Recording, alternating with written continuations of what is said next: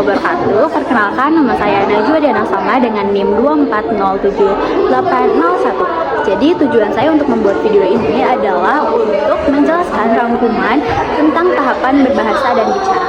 Jadi yang pertama itu, The American Speech Language Hearing Association mendefinisikan bahasa sebagai sebuah kode yang terdiri dari berbagai aturan yang meliputi apa arti kata, bagaimana membuat kata, bagaimana menempatkannya secara bersama, dan apa kombinasi kata yang terbaik untuk menggambarkan situasi yang tepat.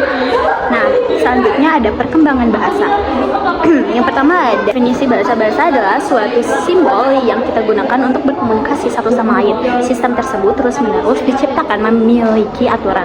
Sistem atau aturan tersebut memiliki aturan fonetik, sintaksis, semantik, dan pragmatik atau komponen bahasa.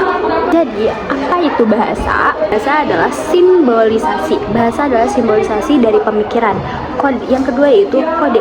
Kode adalah kode yang dipelajari atau sistem aturan yang memungkinkan kita untuk mengkomunikasi ide dan menunjukkan keinginan suatu serta kebutuhan. Selanjutnya, bahasa terdiri dari bahasa reseptif dan bahasa ekspresif. Jadi yang pertama ya bahasa reseptif. Kemampuan mengerti bahasa yang diucapkan, mengerti yang diucapkan baik secara tertulis maupun isyarat. Yang kedua adalah bahasa ekspresif. Ekspresif kemampuan menggunakan kata untuk menyampaikan arti, berbicara, menulis, atau dengan isyarat. Nah, jadi tujuan akhir dari bahasa adalah untuk mengkomunikasikan dan menunjukkan keinginan dan kebutuhan kita. Selanjutnya adalah tahapan bahasa. Tahapan bahasa itu terdiri dari bunyi, kalimat, kata, dan percakapan atau cerita. Selanjutnya itu sistem aturan bahasa. Ada beberapa sistem aturan bahasa, yaitu fonetik, aturan bunyi-bunyian dalam bahasa. Kedua, semantik, pemahaman tentang arti dari kata atau gangguan kata atau frase. Yang ketiga, morfem, aturan pengomunikasian rangkaian bunyi-bunyian terkecil sehingga apa yang diucapkan menjadi bermakna. Dan yang keempat yaitu sintaksis, aturan dalam mengkombinasikan kata-kata membentuk makna atau arti gramatikal. Yang terakhir yaitu ada pragmatik, aturan berbahasa sehingga bahasa dapat berfungsi dengan baik sebagai alat komunikasi efektif dengan orang lain. Yang selanjutnya ada tahap perkembangan bicara anak. Pada anak usia 1 bulan, vokalisasi yang masih sembarang itu adalah huruf hidup seperti A, I, U, E, O. Dan yang selanjutnya ada queen. Istilah ini digunakan ketika anak mulai bisa mengeluarkan suara pertamanya.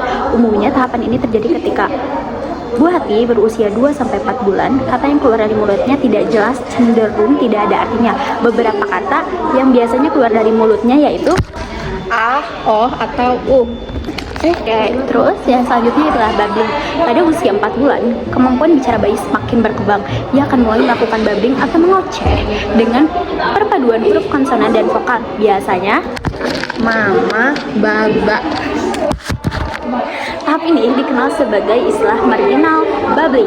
Pada usia 6 bulan, anak akan memasuki tahap nominal babbling. Contohnya mama. Yang ketiga adalah true speech. Di usia 12-15 bulan, anak biasanya akan mengeluarkan kata pertamanya yang mengandung arti dan juga sudah bisa menunjuk beberapa benda atau orang di sekitarnya. Lalu, ia pun semakin mengerti kata arahan dari orang tua. Misalnya, tolong taruh gelas di meja ya. Yang keempat, ada merangkai beberapa kata. Menjelang usia 15-2 tahun, anak biasanya akan terus-menerus berbicara tanpa arti. Pada tahap ini, ia cenderung mulai belajar untuk menggabungkan dua kata, misalnya mama, makan. Namun, sebagian anak belum terlalu jelas untuk mengucapkannya. Pada usia 2-3 tahun, anak biasanya mulai bisa menggabungkan beberapa kata menjadi kalimat.